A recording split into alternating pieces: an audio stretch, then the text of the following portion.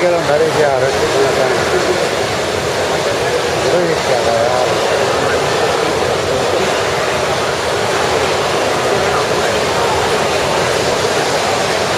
Võiks tagasi vahetada.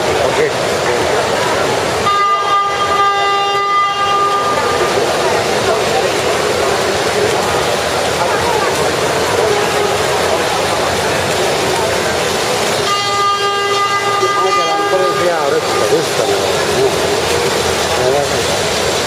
Kui ta rohkem on alla ja pea kõik kelpa.